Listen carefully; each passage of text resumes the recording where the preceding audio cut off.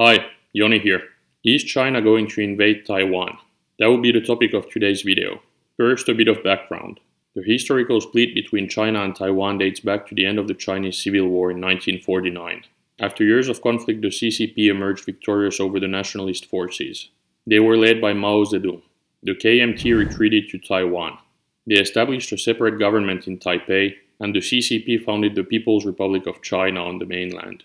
This separation created two distinct political entities, each of them claiming to be the legitimate government of China. Over the years, tensions have persisted. The PRC views Taiwan as a breakaway province, one that must be reunified with the mainland by force if necessary. Despite some periods of time with better relations, the overall disagreements over the status of Taiwan remain unresolved. The large shift in recognition from Taiwan to the PRC happened mostly in the 1970s. And only 12 countries officially recognize Taiwan today. But Taiwan operates as a self-governing democracy with a constitution, a government, and a military. Unlike the PRC, Taiwan is a democracy. And the West supports Taiwan in many ways, but at the same time most of the West doesn't recognize it. And Xi Jinping has made it clear that he wants to reunite Taiwan and mainland China by 2049 at the latest. That will be the 100-year anniversary of the founding of the PRC. But some analysts fear that Xi might make a move earlier than that. There are rumors that Xi has set a deadline of 2027 for the military to be ready for an invasion. No one really knows, but it's quite common for dictators to want to mark history. And they usually prefer to make moves themselves rather than waiting for their successor to do them. So it's not impossible that Xi will overreach, just like Vladimir Putin did in Ukraine. And the funny thing is that the PRC keeps talking about the reunification, but the PRC has never ruled over Taiwan. So it cannot be a reunification. There is no legitimacy whatsoever on the PRC's claim over Taiwan. And it's important to remember that the people of Taiwan don't want to be part of the PRC. The 2023 poll shows that only 11.8% of the people of Taiwan want to join the PRC. Over 75% of Taiwanese people want to either keep the status quo or become fully independent. But the PRC is obsessed with this question and has kept increasing its pressure on Taiwan. And there have been some interesting recent developments that have made this subject even more timely. First of all, China has done a lot of military drills over the years around Taiwan, and those drills keep intensifying. And the PLA keeps violating Taiwan's airspace, and it is also cutting underwater cables. The PRC has been spending a lot to modernize the PLA and to improve its capabilities. The moves that have been made have not been made as a country that just wants to defend itself. Some of the capabilities that China has been spending heavily on are ones that are used to invade, not to defend. And at the same time, Taiwan is also bolstering its defense. But what it's doing is likely not enough. And the United States are preparing to potentially defend Taiwan if needed. But the million-dollar question is the following one. Would the US and its allies risk World War III with China to defend Taiwan? Taiwan is important symbolically, but also because of its massive microchip industry. But when looking at the recent rhetoric by the Trump administration, the situation is quite worrying for Taiwan. The US is a bit overstretched.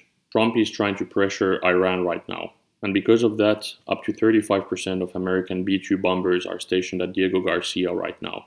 The US have also moved 2 out of their 7 THAAD batteries to Israel, including one of them coming from South Korea. 2 Patriot batteries have also been moved from Asia to the Middle East. And this does not necessarily send the right signal to China. Unless Trump has a plan to quickly take care of Iran now that China is still not ready to invade Taiwan. That could be a possibility. But when listening to Trump, the US defense of Taiwan does not seem like a certainty. There is actually somewhat of a feeling that the whole realist movement that has been pushing for a pivot to Asia has been a scam. People like Mearsheimer and Colby have been pushing for this. They have wanted that the US abandons Europe and the Middle East to focus on Asia. But now that Trump is in power, that's not what's happening. The Trump administration is putting a lot of focus on the Middle East and threatening allies in Asia. There is even some doubt on whether the US will keep the current numbers of troops in Asia. And it's important to understand that if the US withdraws some troops from Japan, for example, that would really hurt the defense of Taiwan, because US troops in Japan would play a huge role in defending Taiwan. I really wonder what Trump's plan is. But for some people around Trump, the pivot to Asia has clearly been an excuse to abandon Europe with no plan to actually defend Taiwan or pivot to Asia. And it's going to be really interesting to see how that evolves, because Trump also has some real China hawks around him, but also some tech bros who love China. And we won't really know before China makes a move. But if China makes a move, what could it look like? There are a few scenarios that come to my mind. In the first one, China could use political, economic, and military pressure to force Taiwan into a reunification.